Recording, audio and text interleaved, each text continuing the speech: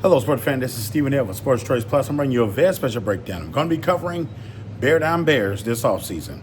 Before I get right into that, I want to make sure you're subscribed to the YouTube channel so you can get all the updates and all the breakdowns. Without further ado, let's get right into it.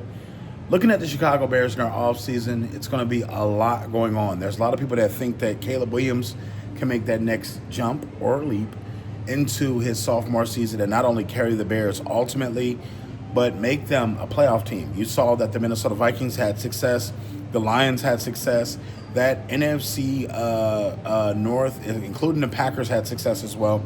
A lot of those teams had success and they played well week in and week out, and they developed their teams in good ways. When you're looking at the roster here, there's four major keys to improvement that the Bears need to focus on, and this is going to make them a better team because of it. The offensive line. When you look at the current offensive line, there was not a lot of continuity through injuries, through missing action, through inconsistencies of people getting benched, not knowing the essential plays. A lot of the offensive linemen didn't work together in a positive manner.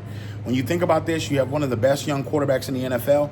You need to protect him at all costs. You need to make sure his blind side, his front side, every lineman, you need to spare no expense when it comes to developing offensive linemen, and you want to make sure that they're adapting well. Caleb Williams was sacked. I believe he was sacked a league high 68 times. That's a lot for a rookie to take. And I'm not talking about the hits that don't count. I'm talking about the ones that do count. He was sacked 68 times. Another thing they have to do is work on their wide receiver play. Yes, they do have two wide receivers that they're going to move forward with, DJ Moore and Rome Odunze, but you need a solid number 3 guy. Keenan Allen was a lot. He had the second most targets on the team. He had a lot of catches, but he was not the guy that you needed to have lead this team wide receiver-wise. Keenan Allen was an icing on the cake. It should have been the other two guys that led because they're younger, they're faster, they're stronger. You have to ask yourself, if this team is not using the wide receiver core, the trio, what is it going to be to score them points? Because a lot of times their offense, it flatlined. It was deflating. It was sometimes they let teams in the games and they had no business scoring, and all of a sudden the Bears can't respond because offensively they're flat. So that was one of the big things that Caleb Williams needed to go to is his receivers, being able to lead on the receivers a little bit more than the run game. The second thing was the wide receivers. The third thing is going to be the running backs. Look at Jahmyr Gibbs and David Montgomery in Detroit.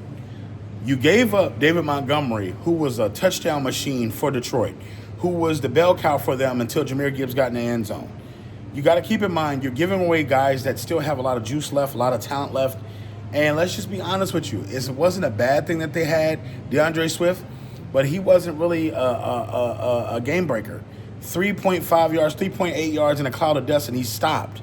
He didn't really have a lot of speed. He wasn't able to be reliable out the backfield catching. So essentially, you're playing a game of cat and mouse trying to figure out, what is this? Your running back, essentially, you want them to at least have 1,000 yards.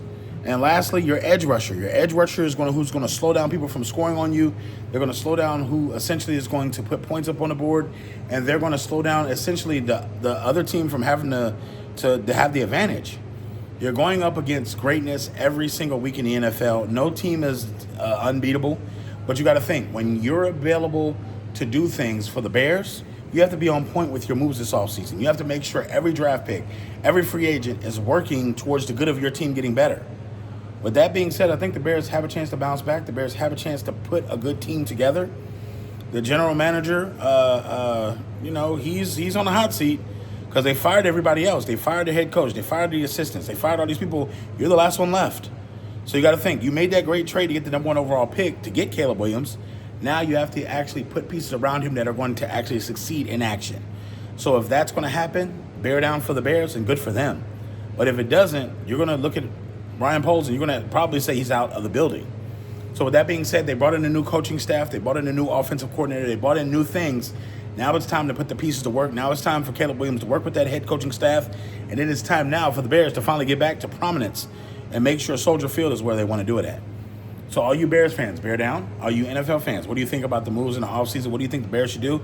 Definitely check out Sports Choice Plus. We'll see you on the next episode.